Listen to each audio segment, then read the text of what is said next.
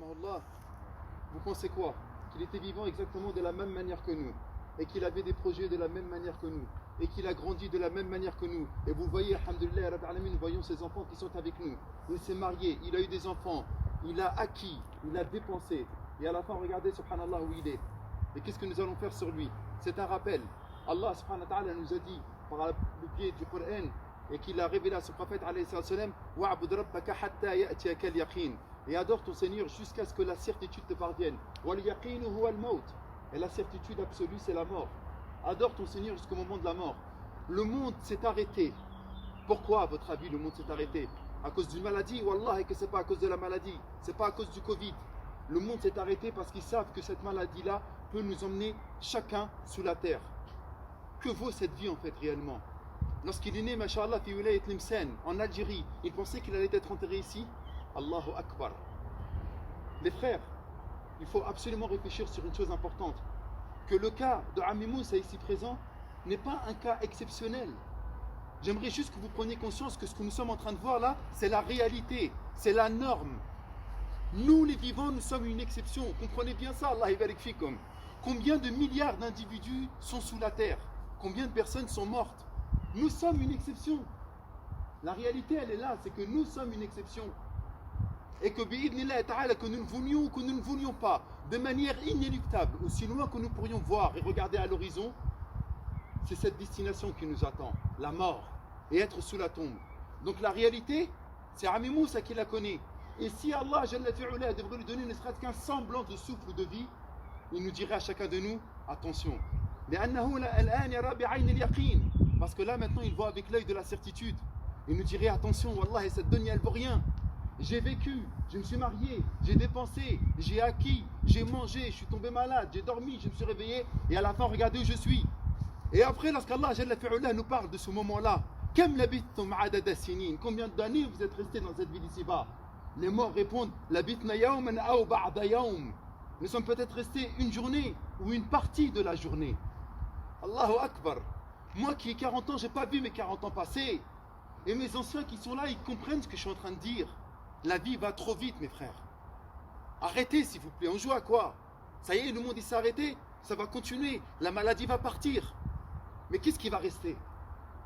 Qu'est-ce qui va rester? Chaque inspiration et expiration que nous faisons nous ramène à la destination de Ammi Moussa rahimahullah. Alors réveillez-vous. Le prophète alayhi salatu salam, il a dit que la mort c'est le meilleur des rappels. Wallahi que c'est le meilleur des rappels. Nous sommes avec des masques, nous sommes avec des gants. Pourquoi? Parce que nous avons peur d'attraper cette maladie qui nous mettrait dans la même position que Ammi Moussa. La ilaha illa anta ya Allah. Nulle divinité si ce n'est toi ya Allah. C'est un véritable rappel. Et je finirai avec ces versets, Allah yabarik fikum, comprenez ce que je suis en train de dire. Allah Jalla fi'ula fait surat al-Mulk, dans la sourate de la royauté, yaqul tabaraka alladhi biyadihi al-mulk wa huwa ala kulli shay'in qadir. Béni celui qui détient la royauté alors qu'il est capable de toutes choses, il est omnipotent. Alladhi khalaqa al-mawta wal hayata liyabluwakum ayyukum ahsanu amala. Celui qui a créé al-maut wal hayat, il a créé d'abord la mort, ensuite la vie, liyabluwakum, pour vous éprouver qui parmi vous fera les plus excellentes actions. Ma qala liyabluwakum aktharukum a'mala. Il n'a pas dit celui qui va faire le plus d'actions, mais celui qui va faire les plus excellentes des actions. Ahsanikum amala. Et c'est ça qu'il faut réfléchir. Allah il a parlé de la mort, il n'a même pas donné de l'importance à cette vie. Il n'a pas dit elle a dit khalaqa al-hayata wal mawta wal hayat. Non, il a parlé tout de suite de la mort, parce qu'il donne que très peu d'importance à cette vie. Et ensuite il a dit al-hayat bi alif lam, la véritable vie, celle qui vient après la mort. Peut-être que parmi vous, vous pouvez vous poser des questions, il va être enterré ici en France, subhanallah. Alors que beaucoup aimeraient pouvoir être enterrés au pays. Écoutez bien, Allah yabarik fikum, et arrêtez de réfléchir. Au pays, peut-être qu'il sera à côté d'un ivrogne, peut-être qu'il sera à côté de quelqu'un qui ne priait même pas. L'important, ce n'est pas quand tu meurs. L'important, ce n'est pas où tu meurs ou où tu es enterré. L'important, c'est sur quelle mort tu as été. Qu'est-ce que tu as dit au dernier souffle de ta vie? À qui tu pensais? L'importance, elle est là, mes frères. Arrêtez de donner de l'importance à tous ces aspects matériels et à toutes ces choses-là. Non. L'important, c'est comment nous allons mourir. Sur quelle parole nous allons mourir? Dès qu'on rentre sous terre, il n'y a plus de frontières. Il n'y a plus de France, il n'y a plus de pays musulmans, il n'y a plus rien du tout. Dès qu'on rentre sur terre, c'est la vérité, al-yaqin, la certitude. C'est le monde d'Allah. C'est le monde de la rétribution. Munkar wa Nakir, vous pensez qu'il va demander un visa? Il va tous nous intéresser, musulmans ou non musulmans. Man huwa rabbuk, man huwa dinuk, man huwa nabiyyuk. Qui est ton Seigneur? Allah. Quelle est ta religion? L'islam. Et quel est ton prophète? Mohammed ibn Abdullah sallallahu alayhi wa sallam. Alors Allah barik fikum. Vous allez prier sur Ami Moussa comme si c'était vous qui étiez à l'intérieur. Peut-être qu'il y a une âme charitable parmi nous, Allahu Akbar, qui va prier avec un cœur sincère. En plus, nous sommes vendredi. Et peut-être que nous sommes dans une heure où Allah il accepte les invocations. Priez avec votre cœur. Pour que peut-être au moment où vous allez mourir, et parce que ça va arriver de manière inéluctable, il y en aura un qui sera dans les rangs et qui priera avec un cœur sincère. Comme il a dit le Nabi alayhi salatu wassalam, Kama tudin tudan. Comme tu as fait, on te fera. Priez avec un cœur sincère sur Ami Moussa.